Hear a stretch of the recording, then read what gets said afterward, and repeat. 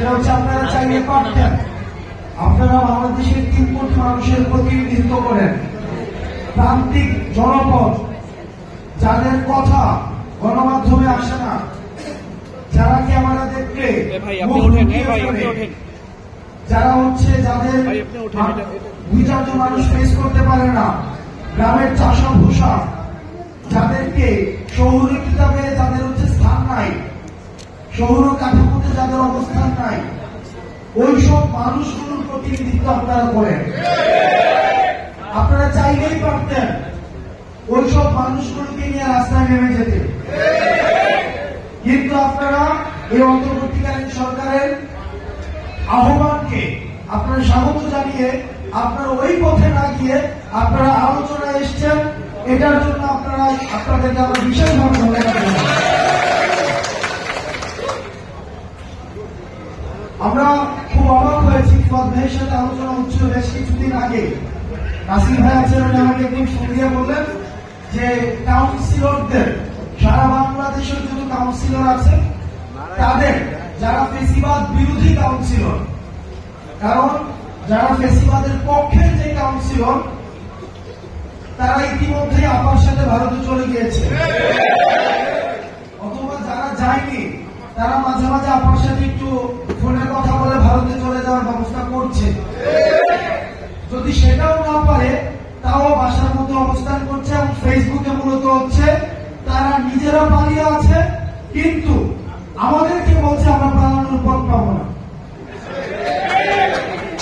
তো আপনারা যারা আছেন এই ফেসিবাদ বিরোধী যারা কাউন্সিলর, জনগণের প্রতিনিধিত্ব করছেন, 3 কোটি মানুষের প্রতিনিধিত্ব করছেন, প্রথম যেদিন আমাকে ফোন দেওয়া হয় আজকে থেকে প্রায় 15 থেকে 20 দিন আগে, আমি সেই দিন থেকে আজকে পর্যন্ত অপেক্ষা করছিলাম যে আমি আমার এলাকার, প্রত্যন্ত এলাকার, বাংলাদেশের প্রতিটি জনপদের আমার চাচাদের, খালাদের, মামাদের, জ্যাঠাদের, আমি তাদের সাথে আমাদের আজকে দেখা হবে। একই সাথে একটা বিষয়ে আমাদের সবারই, আমরা এখানে যারা বসেছি আমরা একমত না, সেটা হচ্ছে কাউন্সিলরদের পরিবর্তে যে অ্যাডমিনিস্ট্রেটিভ অফিসার নিয়োগ করা হবে এই বিষয়ে আমরা একমত না। এটা আমাদের স্পষ্ট অবস্থান। কারণ এই যে একটা আমলাতান্ত্রিক যে কাঠামো রয়েছে, এই আমলাতান্ত্রিক কাঠামোতে নিশ্চয়ই আমার যেই হাল চাষ করে যে আমার কৃষক ভাই আছেন, যে তাঁতি আছেন, জেলে আছেন, কামার, কুমুর, রেমিটেন্স যোদ্ধা, যেই কৃষকের মেয়ে গার্মেন্টস কর্মী, যেই কৃষকের ছেলে রেমিটেন্স যোদ্ধা, যেই কৃষক যিনি চাষ করে দেশের অর্থনীতিকে সচল রাখে, তারা অ্যাডমিনিস্ট্রেটিভে আমলাতান্ত্রিক জটিলতার মধ্যে তারা যেতে চায় না। তারা যেতে চায় না বলেই তারা আপনাদেরকে নির্বাচিত করেছেন। হয়তো তাদের কারোর সাথে আপনাদের ব্যয়ের সম্পর্ক, কারোর সাথে তালুই, কারোর সাথে বুঝান তৈরি, আমার কারোর সাথে হচ্ছে এই একটা দীর্ঘতার সম্পর্ক। তাদের 9টা-5টা অফিসের টাইম নাই। তারা জানালা থেকে শুরু করে, নাচের দাফন থেকে শুরু করে, সুন্নতে খতনা, নাকফুল ফুটানো, তারপর হচ্ছে যে প্রসব, যে প্রথম বাচ্চাদের জন্ম হয়, প্রত্যেকটা জায়গায় আমরা যাদের উপস্থিতি পাই সেটা হচ্ছে স্থানীয় যারা প্রতিনিধি আছে। আপনারা যেহেতু 9টা-5টা অফিস করেন না, সুতরাং আমার স্থানীয় প্রতিনিধি হতে হবে এমন প্রতিনিধি যার সাথে আমার প্রতিদিন চায়ের দোকানে দেখা হবে, যার সাথে আমার বাজারে গেলে দেখা হবে, যাকে ফোন দেওয়ার জন্য, যার বাড়ি যাওয়ার জন্য, যার বাড়িতে গিয়ে আমি দুপুরের আগে যদি যাই তাহলে আমি দুপুরের খাবারটা খেয়ে আসতে পারবো, তার সাথে আমার সম্পর্কটা হবে এমন। আমার দাদা, আমার নিজের দাদা স্থানীয় জনপ্রতিনিধি ছিলেন। আমি দেখেছি আমার বাসার মধ্যে কখনোই, আমাদের বাসায় যে যতজন মেম্বার 7-8 কখনো 7-8 জনের ভাত রান্না করা হতো না, সবসময় 15-20 জনের ভাত রান্না করা হতো। কারণ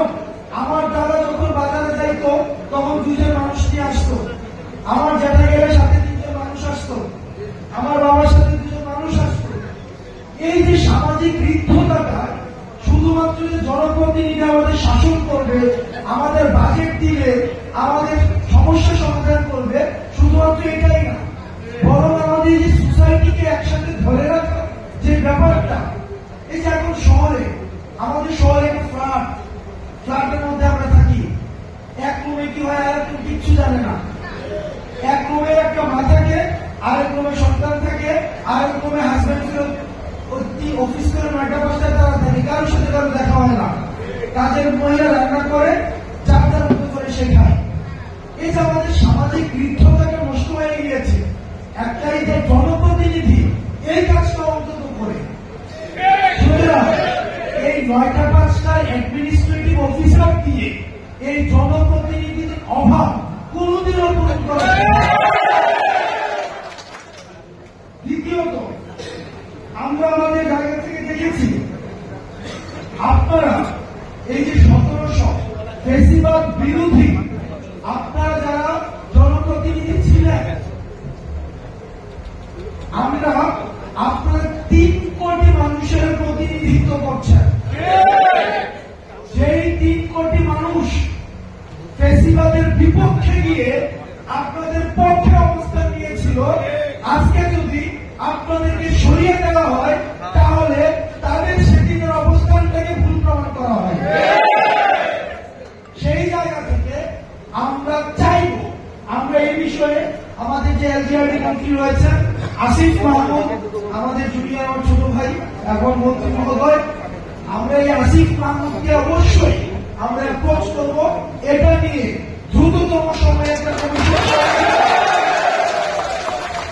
আমি আমার চাচার কাছে আমার সমস্যা বলতে চাই, আমি আমার ভাইয়ের কাছে আমার সমস্যা বলতে চাই, আমি আমার খালুর কাছে আমার সমস্যা বলতে চাই।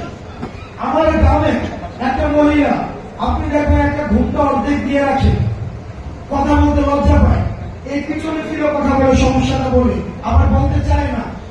ওই মহিলাকে তো আপনি কখনোই আপনি একজন অ্যাডমিনিস্ট্রেটিভ অফিসারের কাছে পাঠাতে পারবেন না।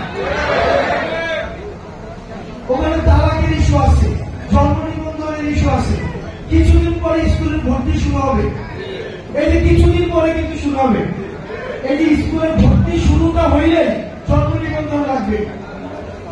এই জন্ম নিবন্ধন একটা অ্যাডমিনিস্ট্রেটিভ অফিসার তার এই রুটিন ওয়ার্ক কমপ্লিট করে এই পুরো প্রক্রিয়া সম্পন্ন করা, এটা কোনোভাবে সম্ভব না।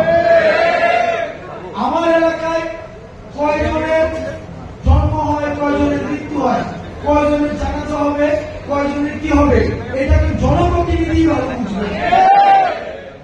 সেই জায়গা থেকে আমরা আমাদের অবস্থান স্পষ্ট।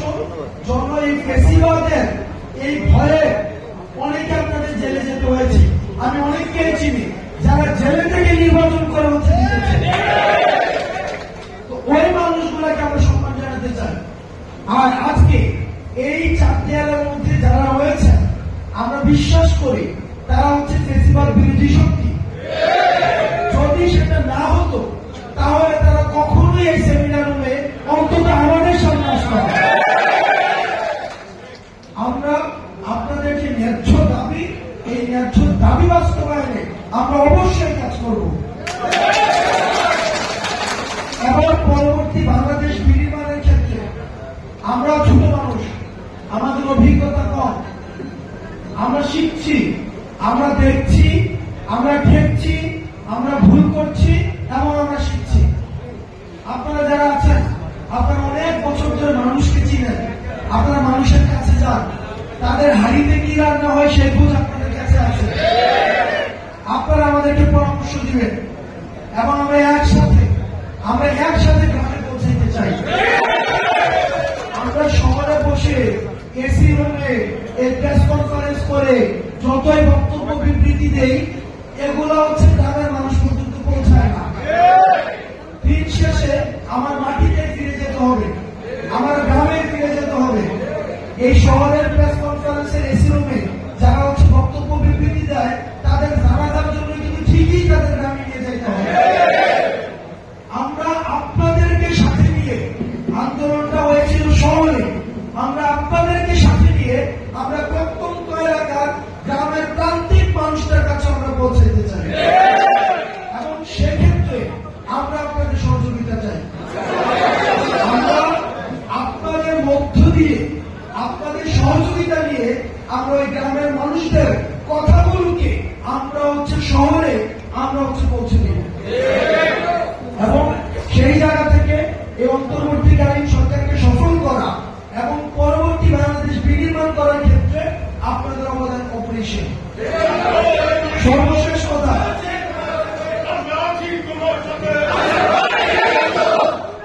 আচ্ছা, আপনারা আমার সাথে, আপনার এই বাংলাদেশের সাথে থাকলে হয়েছে। আপনারা এই বাংলাদেশের পক্ষে থাকেন, আপনারা নিজের সাথে থাকেন। আমরা যখন সবাই বাংলাদেশের পক্ষে থাকবো, তখন এই ভারতে বসে যে দালালরা আছে, ফ্যাসিস্টরা আছে, যত ষড়যন্ত্র করুক না কেন, কখনোই কিছু করতে হবে না। কারণ হাসিনার পক্ষে সবাই ছিল, আর তারা বাংলাদেশের পক্ষে ছিল না, যার কারণে তাদেরকে পালাই যেতে হয়েছে। সর্বশেষ কথা, আমি হয়তো আপনাদের কারো ভাতিজা, আমি আপনাদের কারো ছোট ভাই, আমি আপনাদের কারো সন্তান তুল্য, আমি আপনাদের কারো নাতি বয়সের। আমি আপনাদের কাছে অনুরোধ করব, আপনারা দয়া করে এমন রাজনীতি করবেন যে রাজনীতি করলে ক্ষমতায় না থাকলেও যেন পালাই যেতে না। আপনারা ভালো থাকবেন। আপনাদের সাথে আমাদের 56,000 এই যে বর্গমাইল, 1,47,000 এই যে কিলোমিটারের আমাদের যে বাংলাদেশ রয়েছে, টেকনাফ থেকে তেঁতুলিয়া, রূপসা থেকে পাথুরিয়া, প্রত্যেকটা গ্রামে আপনাদের মাধ্যমে দেখা হবে। আসসালামু আলাইকুম।